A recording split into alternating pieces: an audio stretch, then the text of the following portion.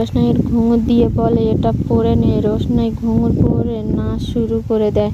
রোশনাই নাচ শেষ হয়ে গেলে রোশনাই নাচের প্রশংসা করে। ছোটু রোশনাইকে বলে, একটা নাচ দেখে মন ভরেনি, আমি আরেকটা গান চালাচ্ছি, তুই নাচ। রোশনাই নাচ শুরু করলে তখন আরণ্যর বাবা মা দাদা বৌদি আসে, সেটা দেখতে পায়।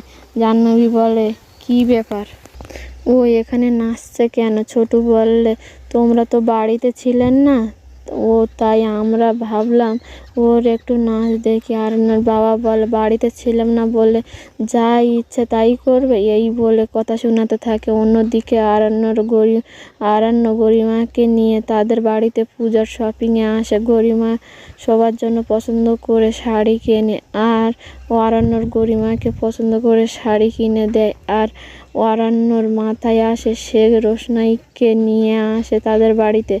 পূজার দিন সবাই নতুন পরবে আর রোশনাই পরবে না। গরিমা জামা কাপড় দেখতে ব্যস্ত থাকে। সেই সুযোগে আরণ্য পাশের শাড়ির কাউন্টারে গিয়ে রোশনাইয়ের জন্য শাড়ি পছন্দ করে দোকানদারকে বলে, শাড়িটা আলাদা জায়গায় প্যাক করে দাও।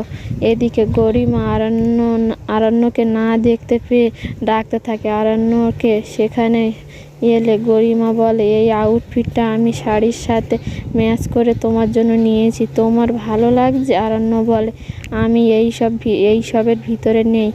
আর বলে, আমার ফোনটা গাড়িতে ফেলে এসেছি, আমি নিয়ে আসি একটুখানি। এই বলে শাড়িটা গাড়িতে রেখে আসে। এদিকে আরণ্যর বাবা বলে, আমার বাড়িতে নাচ গান হবে না, ফার্দার এই রকম না।